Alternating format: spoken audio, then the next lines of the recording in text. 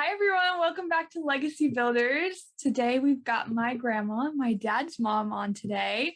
So I'm going to let him go ahead and introduce his mom.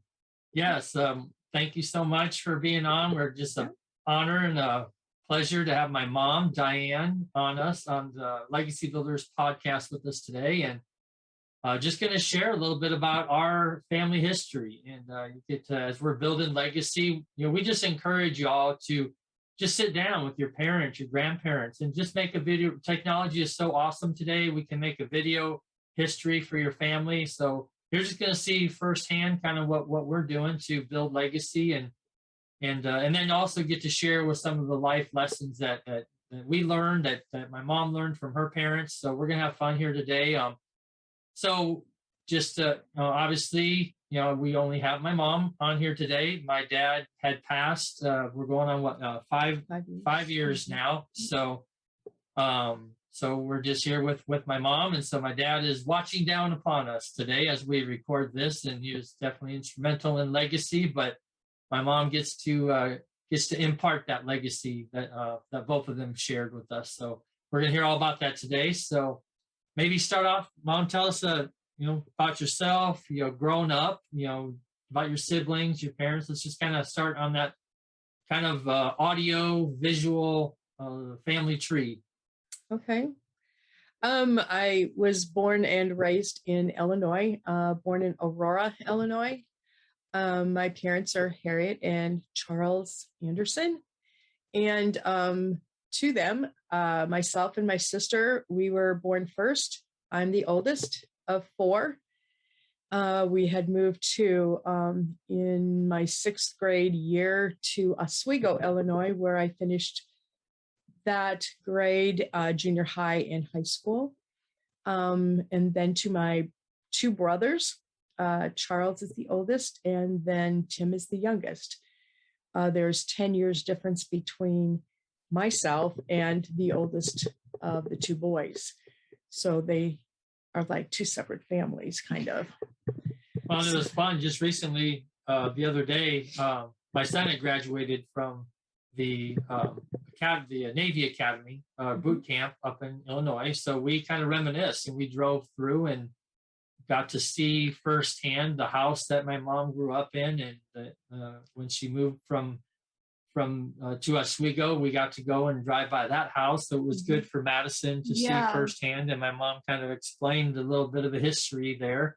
It was cool to see not only the house, but like the playgrounds that they grew up on, and the lake that was right there, and just the whole town was really, really cool. They lived in a house that was like right next to the downtown of the small town, which I thought was super cool. So you may have different stories from your childhood, but well, across the street from where you saw the house in Oswego, that's where the junior high used to be. And they used to have, in the summer times, the fire department would have the bucket fights with the water. And so that was always fun to watch. And then the playground, of course, I think my kids would have remembered the playground across the street. But yes, living close to downtown was fun. It was pretty close to everything, walking to school and what have you that way. So I remember walking down to the get some candy with the drugstore. Yeah, the drugstore. Yeah, the drugstore. They always had candy every time we go back and visit. Be walking down to the drugstore, and you live near the Fox River, so right. Now's one of the things. Growing up, did you guys? Grandpa was into canoeing and camping. Tell us a little bit more about childhood, and what are some of the fun things that you did living in Oswego? Well, my sister not so much liked to fish, but and this wasn't even on the Fox River. This was a pond that one of his really close friends had, and my dad and I, we'd go and we'd fish there. Jimmy would stock the pond and let people come, and I always used to love to go fishing there with my dad. We did fish on the Fox River as well, and he was a scoutmaster, so he had outings with the scouts, so he had access to canoes and what have you that way. So we got to canoe on the river, and The only problem, you have to make sure you have somebody at the other end to pick you up. So, but my mom was usually pretty much the one that would pick us up on the other end. So, yeah. So like I said, my siblings, I still have two that live in Illinois, one in Sandwich, Illinois, and one in Rochelle, Illinois. And then my youngest brother, he lives in South Carolina. And I now live in Murfreesboro, Tennessee. So tell us about, before we get on to your immediate family and stuff, a little bit more history. So maybe start with your dad. Tell us about your dad. Tell us about his parents. A little history. Well, I didn't know my grandpa very well. He had moved to, when he thought that they had divorced, to Wisconsin, and he lived on a farm, small little farm, but had Black Angus cows. He raised cows up there, and just this nice, cute little house. But we would go up there, maybe every 3 months or so to see him. And it was just fun because he would always make sure he had ice cream for us, and, just those little things that grandparents do. And my grandma, I always called her our little gypsy, because she would take care of people while they were in their older ages and stuff like that. And she would take care of them. And then it came to a point where it's time to take care of her. So she would either live with my mom and dad after they moved to Oswego, or she would also stay with her other son that lived in Oregon, Canby, Oregon. So never stayed with the other brother. They had maybe too many kids. I don't know.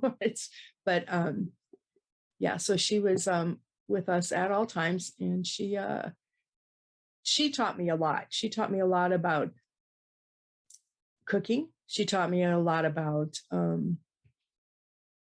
just manners, respect. She was very strong in old-fashioned ways. So this was Grandma Lou? Yes, this is Grandma Lou. I had the privilege. A lot of people don't get to know their great grandparents, and so I definitely got to spend some time around Grandma Lou. I remember going up to Oregon. We traveled up to Oregon, and Yes. we visited her up there. And then when she moved down to Earlville and stuff, and Grandma Lou made this phenomenal applesauce. It was the best applesauce that I've ever had. And the chunks of apples in it with cinnamon, and it was just so good. Yes, and we would always look. Every time we went out there, we had to make sure Grandma Lou made the applesauce. And when she lived with Uncle Carol in Oregon, they had the apple trees out there, so she had it on hand quite a bit. Okay. Yeah, that's cool. Did you ever learn how to make the applesauce? Oh, I have the recipe. Yes. Oh, yes, I do. You do. Yeah, I've made it a few times as the kids were growing up. Yeah, I do remember that. We might have to rekindle that recipe. Oh man. So what about your mom's side? What about her parents? So my mom's parents, my mom, her mother actually passed away giving birth to their fourth child. So we lost not only my grandmother, but we also lost the baby as well. My grandfather was living off on his own, and some of the aunts had taken over raising my mom, her sister, and brother. So they kind of split them up, but it still was, it was a learning experience because we lived with them. The people who took my mom in, we lived with them until we moved to Oswego. And that, of course, like I had said earlier, was in the summer before I started 6th grade. Two-bedroom house and very small house, only probably 900 square feet, if that. we stayed down the basement. My dad built a room down there for us. My parents stayed on the front porch. It was a screened-in porch, locked-in porch, and took care of my uncle and they were actually great aunts and uncles, but we called them Grandma Grace and Grandpa Alva. So, like I said, we had seen the house. They've done many repairs to it, but yeah. So with seeing all of that transpire, lessons, what kind of lessons or values that would you say that you've observed? And you say you learned a lot of stuff, not just cooking, but what kind of morals, values, life lessons, maybe what to do, what not to do, that you've changed. And it was like, okay, I saw this happen, and we made a shift in our moving forward. That you're like, I definitely I saw this didn't work.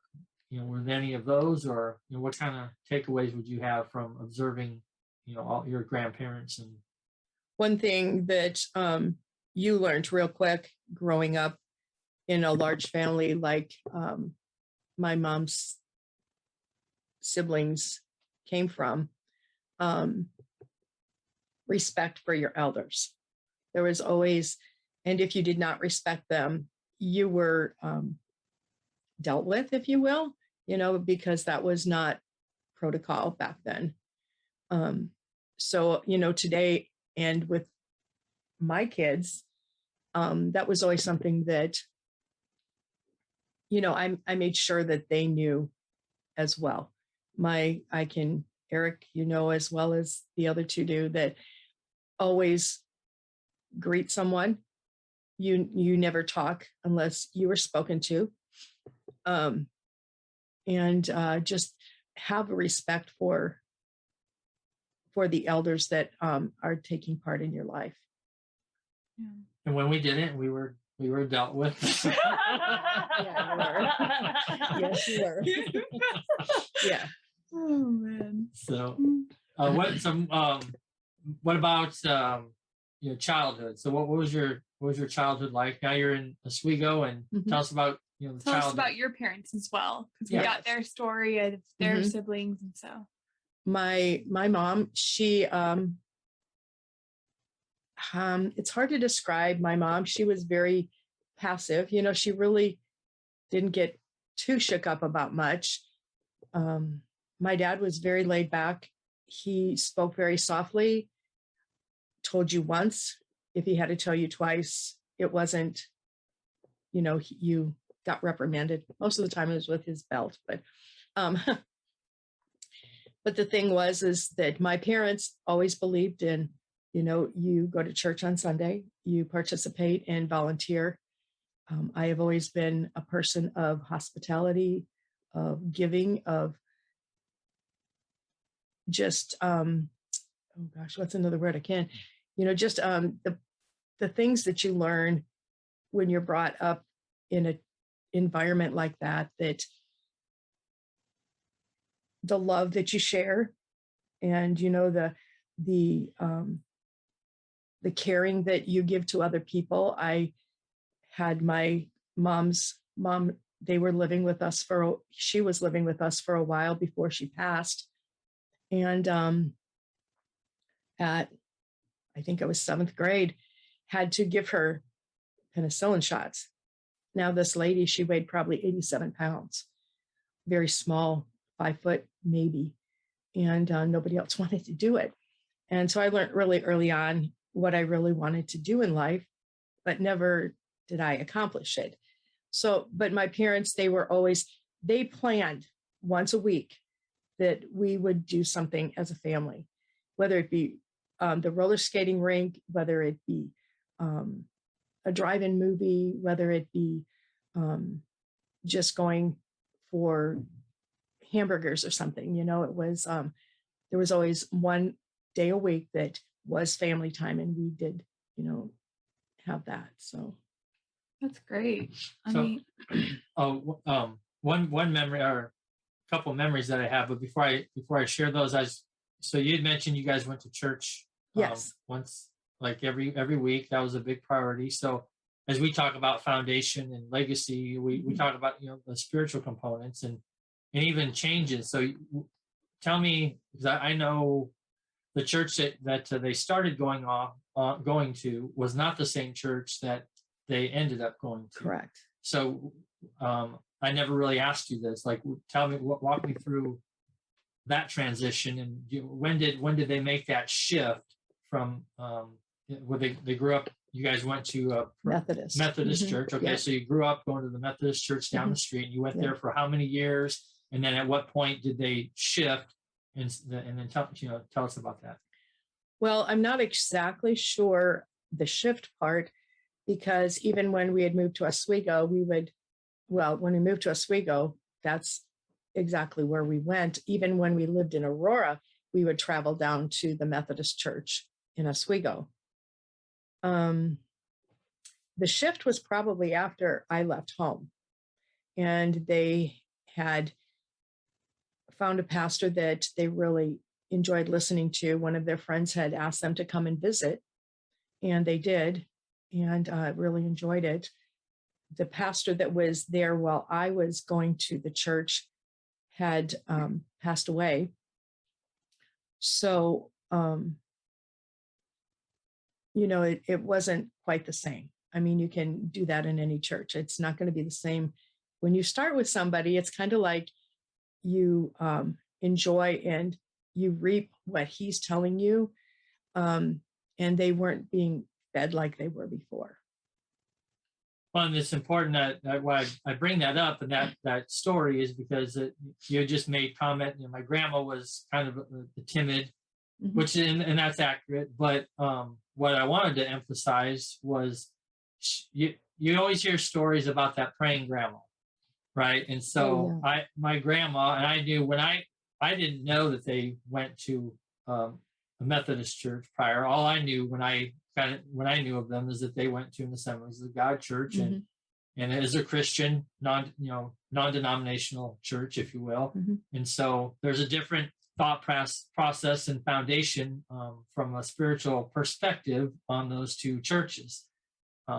Growing up, mom coming from a Methodist church, moved here. She'll get into that story a little bit, but I was brought up Catholic, and I remember the transition when I went from going to a Catholic church to a Christian church.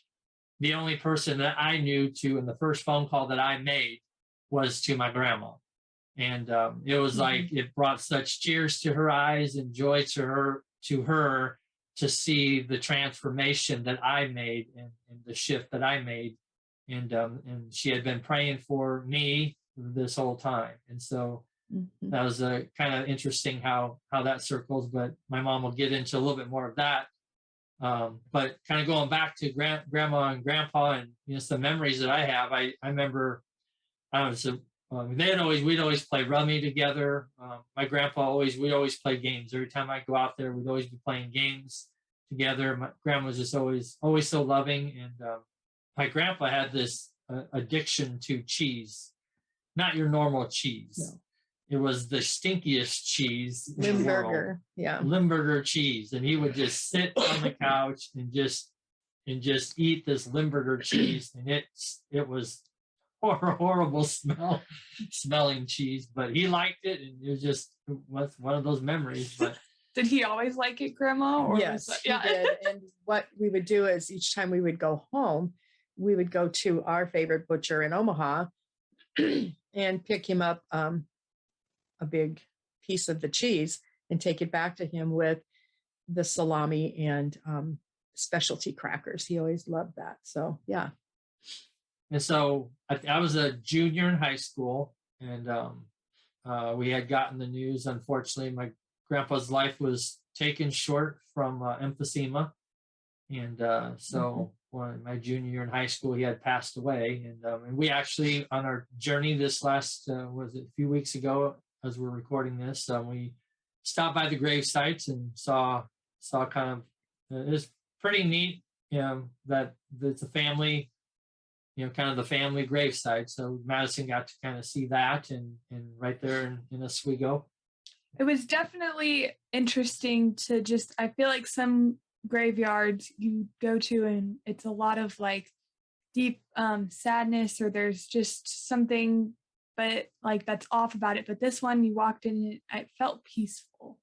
And so what, like, and it was fun to have my grandma walk me through, just like, hey, I know them from the town, or them over there. It was a very small graveyard, so we kind of got to circle around it all, and she got to show me who people were, and we got to see very old gravestones. And so that was cool. What was that experience like for you, Grandma?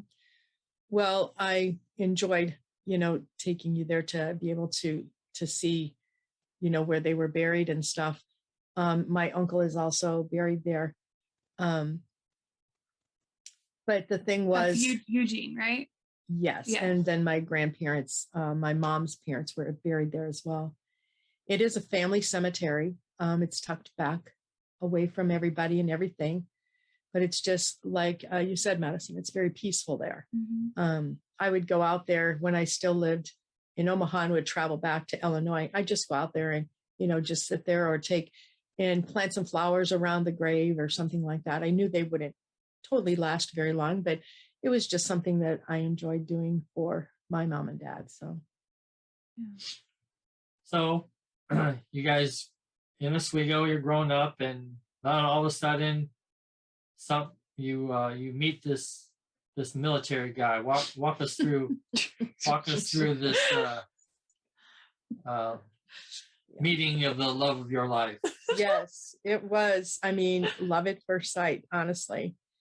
But very dear friend of mine, Vicki, her and I have been best friends since second grade. She was married to a military man as well. And her husband at the time said, bring your friend Diane out. We have somebody that we want her to meet. And I'm like, oh, Vicki, really? And we drove by Vicki's house too. Right? We did, We saw Vicki's cool. house. Yes, just around the corner. Yep. So anyway, my mom and dad bought me the ticket for, they said, here's your spring break. So go out there and see Vicki and visit with her and stuff. And so they introduced me to a man that I couldn't even pronounce his last name for a while. Nobody can. I know. But we met. It was like we hit it off right away. Had a lot of things in common, and the only uncommon thing I think that we had was the fact that I was more country and he was more city. So that was kind of things that we had to work through there. So you live in South Omaha, so it's not the big city, but right. it's so anyway, we met, and like I said, wrote back and forth. He came to my prom. He asked me to marry him in August. We met in March, asked me to marry him in August. We married in November, and we were married 46 years before he passed. So, what age did you guys meet? Like, how old was he? How old were you? He was 21. I was 18. Wow. So married young. I married young. When you did meet, so you went to, what is in North Carolina, right? Fort Bragg, North Carolina. Mm-hmm. And my dad is a Vietnam vet. Yes, he is. And so when you met him, was this after he was done with, and he was just finishing up his years in the military, or at what point, yes. Did he have to go back and be deployed? No. Okay. He had just returned the end of January that year. And like I said, we met in March. And then it was like, gosh, I think it was like 3 years that he had been in by the time he got out, or almost 3 years. So he was discharged in June of that year of 70. So it was in June. Now, when you proposed, he proposed in when? August. So, okay. And they got married in November. Yes. Which is actually a really cool story. You guys actually share an anniversary. Yes, we do. When my mom and dad were married, it was the exact same day as my grandma and grandpa which I think is a very, very cool story. Yeah. They came to me, Eric and Jody came to me and said, we would love it if we could share the same anniversary date as you guys. And we were excited for that. Yeah. We were just excited, period, for, that marriage and stuff too. So yeah. Over the years, has that been a cool moment to be able to It really share? has. It really has. It's some years we'd go out to eat together with you guys. And we also had some other friends that were the 27th, and we'd go out with them as well. But, it was probably like every other year or so that we'd make time during that weekend to go out and have dinner together at some point. So there's one story back to you guys met, got married, but correct me if I'm wrong. Didn't Dad had malaria? Yes. What? Tell us about. He had malaria when he was over in Vietnam, and they deal with it pretty quickly with the quinine and all that kind of stuff. But he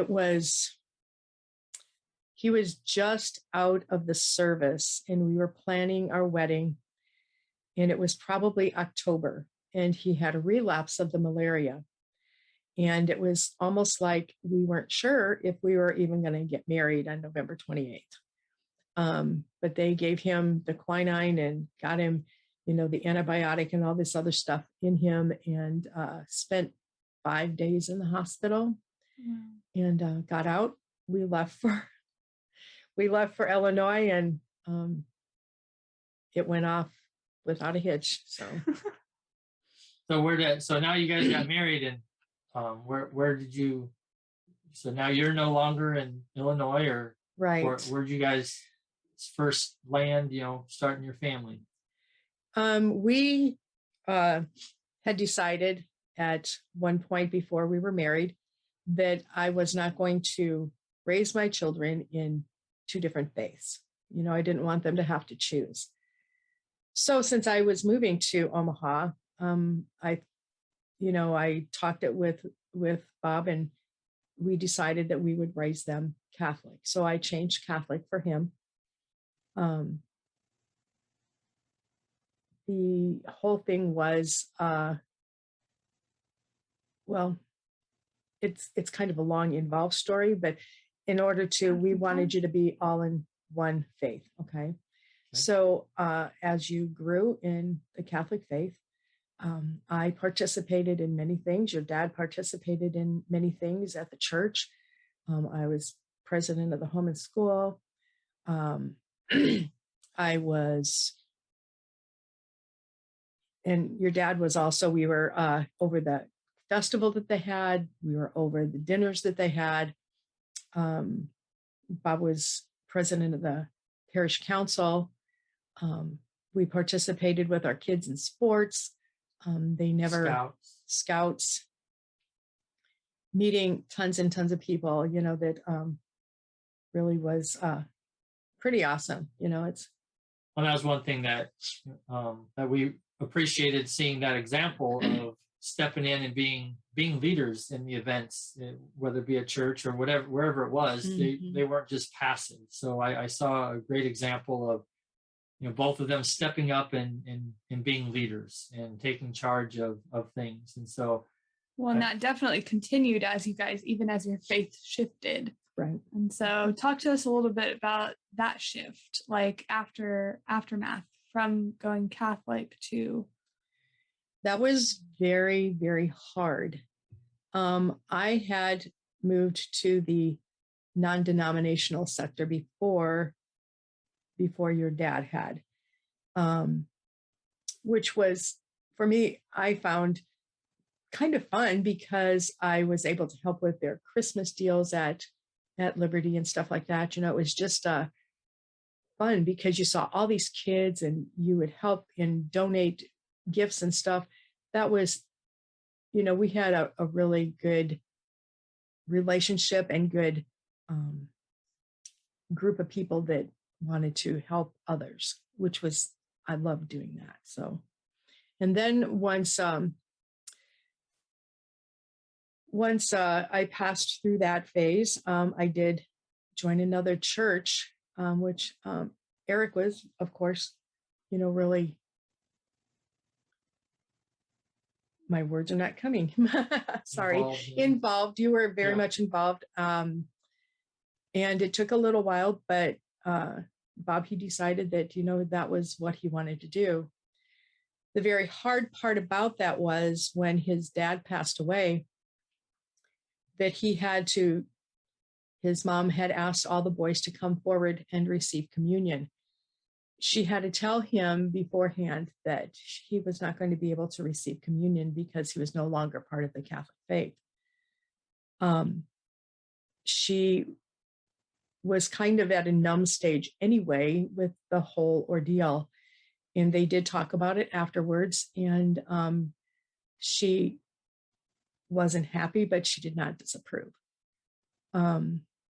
So we had many people from the church come to pay honor to Bob's dad at the funeral and stuff, which, that's something that you never forget. I know the pastors, they came and they wanted to see her, talk to her, pray with her.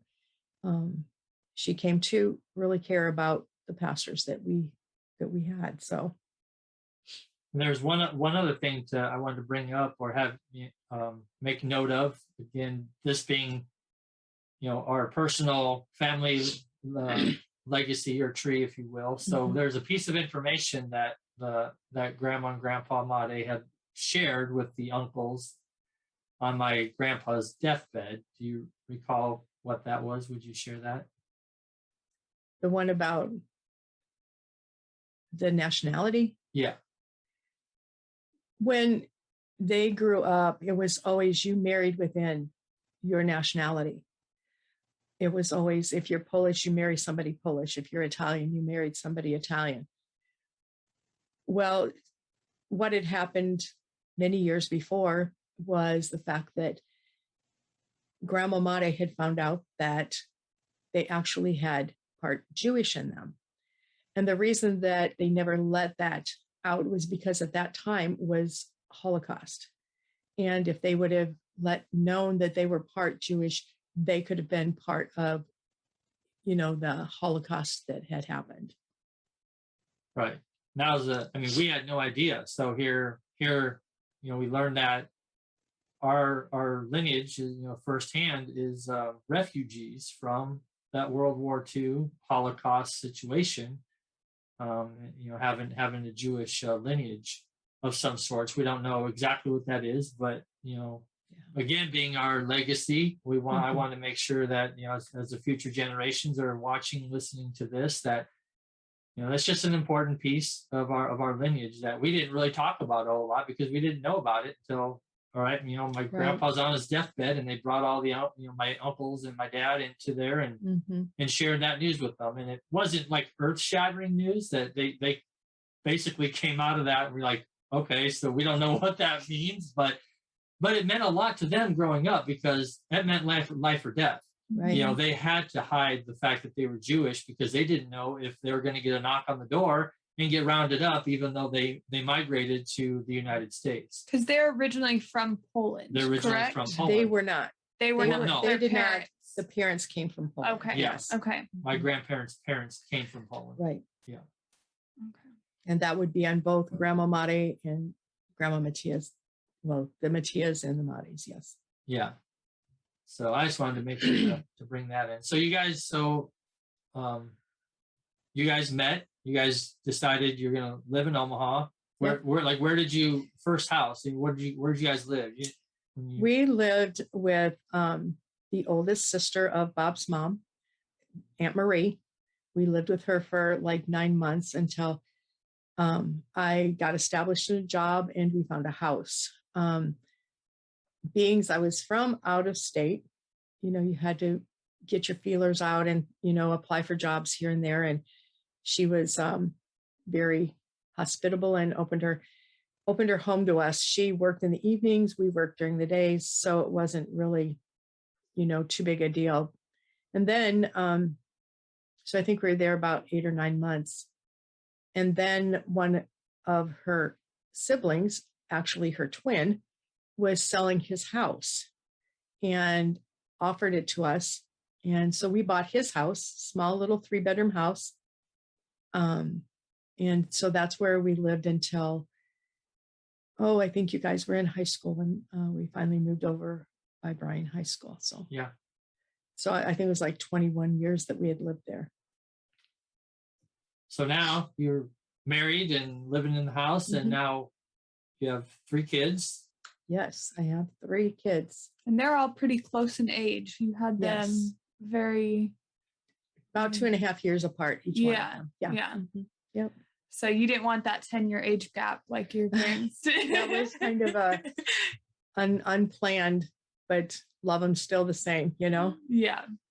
My dad was pretty excited. They were boys, and my one brother, he takes apart and puts back together anything you want. You know, he's one of those tinkering ones like my dad was. So, yeah. And so, kind of talking about legacy, I mean, we didn't really, growing up, we didn't really, as many families don't. And we're just, we're kind of defining, Madison and I are kind of helping to define this legacy and kind of encourage people to be intentional about building legacy. But in spite of not specifically saying, hey, we're going to be intentional in building legacy, I know you and Dad talked about, we want to instill certain things. We want our kids to grow up a certain way. We want to teach them certain things, which is what we define as legacy. These are things that we learned from our parents that you guys actually sit down and talk about. We want to raise our kids this way. What is that conversation like when you guys first started? Now you have kids, and you want to start to raise a family. What are some of those things that you discussed, and then what you kind of, after these discussions, what are 2 or 3 things that you said, here's what we want to instill in our kids? Okay. Yeah. Well, first and foremost, we always wanted to make sure that you had a growing up in the church. That was always very, very important to us. And participating in, what the church was involved with. I mean, if you guys remember, we would have the festivals, and you guys would work the festivals because we were in charge of them. Yep. And found places for you to work. So, it's giving back to the community that way as well. Also to show the respect for your grandparents and the adults that were around you. That was always very important. One thing that was always important to your dad was he worked till like 3:30 every day when he was at Western Electric. When he came home, he always wanted to make sure that toys were picked up and that, dinner was close to being ready, because I was staying at home. At the time, I was babysitting children other than my own. And so that was a way for me to be able to stay home with my kids. Another thing would be that we would always attend parent-teacher conferences. One of us would always go to parent-teacher conferences. Now, when you guys got in high school, I would go to parent-teacher conferences. I'd go from one school to another because you, Eric, went to Gross, Catholic high school. And then the other 2 went to Bryan High School, which was 2 blocks away from each other. Right. But, it was always, the teachers would come to me and they would say, Diane Madej, I don't know why you think you have to come to every parent-teacher conference. You have good kids. I says, why do you think I have good kids? I check up on them. I keep track of them. I want them to know that I care about what they're doing in school. And so, as that. And then the other thing that we had talked about as well is each year we would plan a vacation, because we felt that as a family, we needed to get away from the neighborhood kids. We needed to get away from the grandparents, just us as a family, to go and just spend time together. And that's so important, because, I mean, even that, learning that, we have those memories. I mean, even my brother and sister, we talk about them, and we talk about those vacations and the time that we went and spent time as a family. And Mom took 100 rolls of pictures, and maybe it wasn't quite 100. 33. 33. I thought it was more in the 60s, but 33 rolls of film at that time we didn't have digital cameras, and whatever the future technology holds. I mean, this was, you took a picture and you came home, it was wrapped up in a roll, and you waited 2 weeks so you could actually see the pictures that you took. And so yeah, those were great memories. And even well, that's such a cool thing too, for even like we sit down at like a table at Thanksgiving or something, and those are always so cool to like hear those memories, hear those stories. So yeah, that's amazing that you guys took them and planned and were intentional about that trip together. And if I remember correctly too, sometimes you would have a cousin tag along, or a neighborhood kid or something. Not necessarily a neighborhood kid, but we have had, we did take Anne Marie, that was Bob's godchild, and we took her with us when we went to Memphis one year to see Elvis. yeah. His home, actually. So we had Not go off topic. No. No. But that was where we'd always wanted to travel down there anyway, because we did like the little more southern states. And but Grandma, guess really where I'm at? Elvis. Yeah. Well, who didn't? I mean, yeah, exactly. Here's the guy. Even today, they had a 50th. Was it 50th anniversary? That has he been? I want to say it was his 50th anniversary. They had a big celebration, and Elvis sold out stadiums around the country. All they did was played video on these. They had concerts, and at the concert, all they did was play a video up on the screen of Elvis singing, and stadiums sold out around the country. It was, I mean, I'd never seen nothing like that. So everybody loved Elvis. Yeah, everybody loved Elvis. Yeah. But that was the one trip that we had taken Anne Marie with us. And that was, like I said, we would take the kids on different trips each year. And the first year we went, it was tent camping. I'm not sure exactly how much they enjoyed that, sleeping on the ground, but it was good. That's when we went up into Oregon. And then another time we had purchased a pop-up camper, and that's pretty much what we used after that, to camp and go on different trips. Yeah, there's lots of fun, and that is, again, legacy. Be intentional to hang out, spend some time with the kids, do fun things, go on trips. It doesn't have to be high budget. I mean, camping is where we were at, right? And so that's the memories are there regardless. It's the fact that you're spending the time with your children and doing that. And yeah, my mom got me involved in some activities up at the church. We helped out with the parish dinners and stuff. And she was in the choir. My mom's a great singer and has a great voice. And she would sing in the choir. And they would also have these Christmas specials, or Christmas, whatever you want to, I don't know what you want to call them, but there's Christmas invites. So there'd be a special choir performance during the Christmas masses, and we would have to, we got hoodwinked into ringing the bells. Oh, and so didn't you say you had to sing too? I don't know if I had to sing. That probably wouldn't have been a good idea.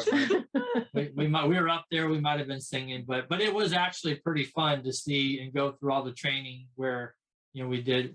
And when we say ringing the bells, I mean it's each bell is a different sound, and so we had multiple people, and we were responsible for just a hand, 2 or 3 different bells that we would have to ring, and we'd all have to wear the white gloves and.